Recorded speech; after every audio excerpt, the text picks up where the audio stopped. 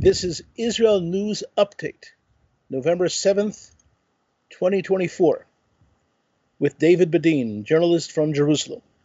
Well, the idea of a two-state solution will no doubt be on the agenda of the new U.S. administration, following Saudi demands for a Palestinian state as a condition for an upgrade in Saudi relations with Israel. All this follows the elections which took place this week in the United States. Here are 10 dilemmas posed by a Palestinian state which are too often swept under the rug, followed by 10 questions which Middle East policymakers too often forget to ask. Number 1, encirclement. Would a proposed state of Palestine not swallow up Jordan, most of whose population is Palestinian, leaving Israel with a hostile state from the Iraqi border to the Mediterranean Sea, with a corridor across the Negev between Gaza and Hebron? Number 2, Israeli Arabs. Would the Arabs of the Galilee and the Negev not sue to join the Palestinian Arab state, and then demand the fulfillment of the United Nations Resolution 181, an Israeli withdrawal to the 1947 borders, evacuation of Nahariya, Akko, Nazrat, Jaffa, Ashdod, Ashkelon, Kiryat Gat, and Beersheba? Number 3, terror. Would a new Palestinian state disband terrorist organizations? We asked this question before the Oslo process in 1993, when the PLO was brought over, and the PLO, of course, was a terrorist organization, which has never renounced terrorism or violence as a means to liberate all of Palestine. Number 4, armament. Why would there be any expectation that a sovereign Palestinian state will be demilitarized, since all nation states maintain an armed force as an integral aspect of their nation? Number 5, refugees.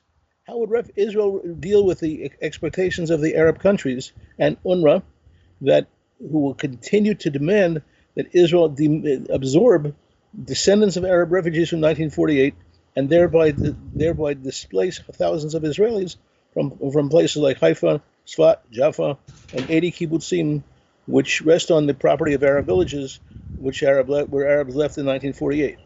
Number 6, airspace. Would the Israel Air Force be forbidden from flying over a new Palestinian Arab state? Number 7, alliances. What would prevent a Palestinian state from concluding military agreements with countries which are still in war with Israel? Number 8, water. Would a sovereign Palestine not carry out pirate drilling and therefore threaten the mountain aquifer of Judea and Samaria? Number 9, Jewish sovereignty. Would the momentum of a Palestinian Arab state not erase the momentum of the right of Jews to the land of Israel in international consciousness? And last but not least, number 10, loss of independence. Would Israel not become a subject to the sponsors of a Palestinian Arab state, today known as the Quartet, the U.S., the EU, the UN, and Russia? Now let's look at the 10 questions that Middle East policymakers should be asking about a Palestinian state and often do not. 1, will you ask the Palestinians to clearly recognize the Jewish state of Israel? Number 2, will you demand that the Palestinians finally ratify the Declaration of Principles and signed at the White House in 1993? Number 3, will you demand that the Palestinians cancel the PLO Charter of 1964, which calls for the extermination of the Jewish state? Number 4, will you demand that the Palestinians cancel their unprecedented law from 2015, which assures a salary for anyone who murders a Jew? Number 5, will you demand that the cancellation of the new Palestinian Authority and UNRWA school curriculum based on jihad, martyrdom, and the right of return by force of arms? Number 6, will you demand the removal of weapons from PA and UNRWA schools? Number 7, will you insist that UNRWA dismiss any employees affiliated with Hamas, Islamic Jihad, or Fatah, all of which are clear terrorist organizations?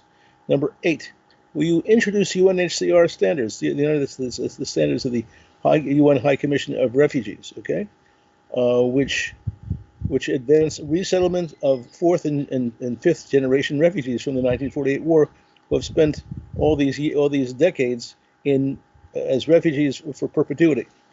Current UNRWA policy is that any Arab refugee resettlement would interfere with the purported right of return to pre-1948 localities.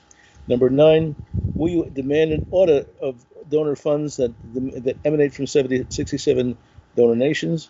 And last but not least, given the active participation of the Palestinian Security Forces, the PSF, in the current war, we demand that the U.S. cease its support for that entity known as the Palestine Security Force.